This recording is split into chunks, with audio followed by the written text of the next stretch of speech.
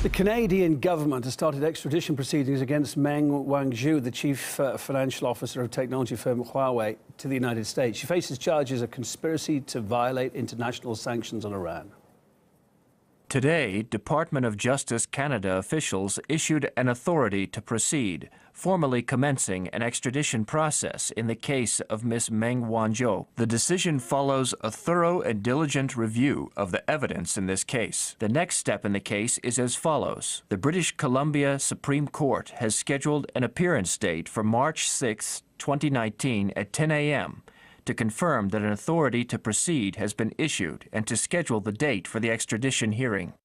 A red flag to many nations that use Huawei is a 2017 Chinese law, which requires its companies to assist in national intelligence gathering. Huawei's president, Ren Zhengfei, says there's nothing to worry about. U.S.-China relations. Chinese tech giant Huawei taking out a full-page ad in the Journal telling Americans not believe what they hear about the company. Don't believe everything you hear, they write. Come and see us. Huawei defending itself against accusations that it steals trade secrets. Earlier this morning, I addressed these concerns with the chief security officer at the company, Andy Purdy, in this exclusive interview. Over the last several years, I can cite a list of companies that have sued you and you've done settlements with. Motorola Solutions, T-Mobile, Cisco. All of those companies sued Huawei for stealing trade secrets. But to say there have been no issues with Huawei is just 100% inaccurate. I just listed the number of companies that have sued you for stealing trade secrets and the settlements that you've done. Maria, I did not disagree with the facts of those cases. Okay.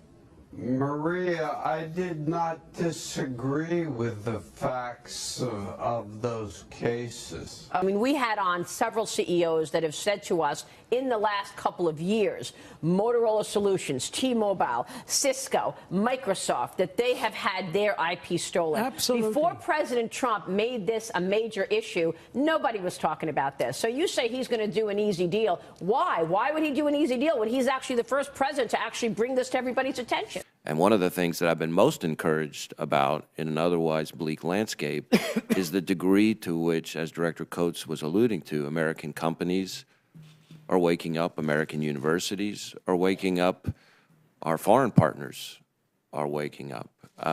And it's one of the few issues that I find when I engage in the interagency and up on the Hill, covering from one end of the spectrum to the other, there seems to be actually more consensus than I've ever seen before in my career. And I think that's a positive, and we need to build on that. Is it not fair to say that China today poses, just looking at the scale and scope of the threat, that China today poses the most significant counterintelligence threat this nation has faced, perhaps in its history, but certainly in the last quarter to century? As I look at the landscape today and over the course of my career, I still think of myself as a little bit young, that the Chinese counterintelligence threat is more deep, more diverse, more vexing, more challenging, more comprehensive, and more concerning than any counterintelligence threat I can think of. Gordon, we spoke about this years ago.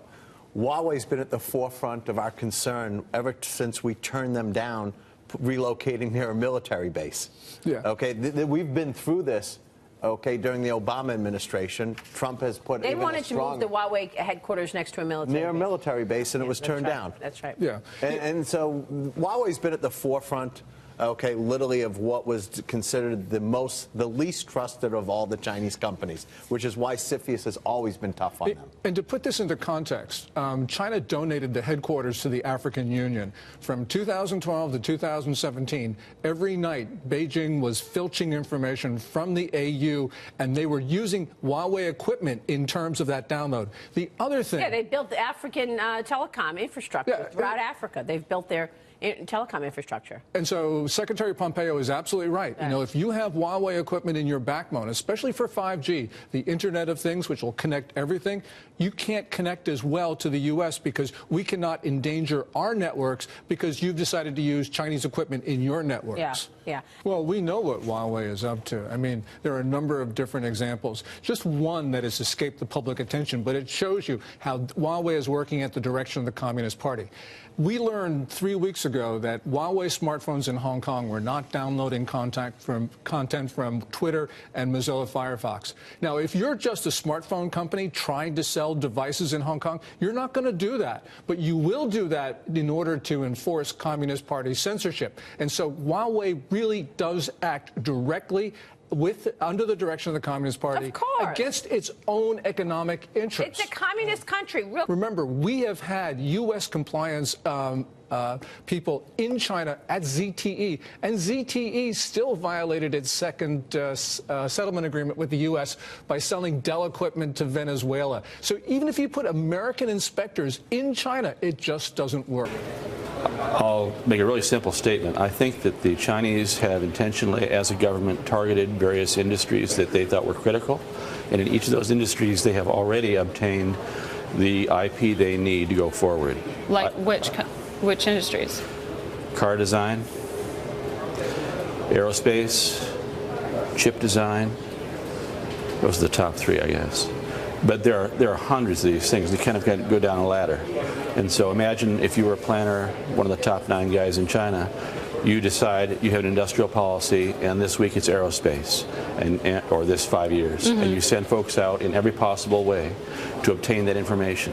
That's quite an accusation. I mean, that's industrial espionage that you're describing. Well, I'm saying it's more than industrial espionage. I don't think that we've ever seen two things: the amount of IP transfer between the West and China. It's never been done before. There's never a story in any part of human history where so much IP has been transferred so fast.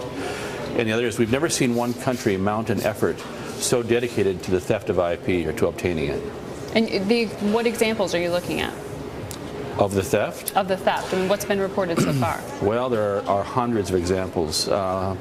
Last year we saw a huge issue where Google got hacked by China. The password program and the source code called Gaia was stolen from Google, and we thought Google was pretty secure. They apparently were not. And so all the passworded programs run on Google, including Gmail, were available for inspection by the Chinese, and they went in and took names of human rights protesters, including American students. Right. There were 30 other companies that were hacked by the Chinese at the same time who didn't have the guts to stand up and say, I got it too. But we know there were 30 more. Why 30? That was the number that Google released. So I think Google knew that number.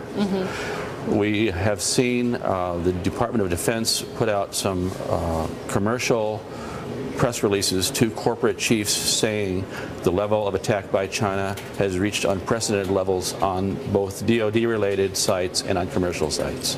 So we're getting warnings from the Defense Department that they're seeing this.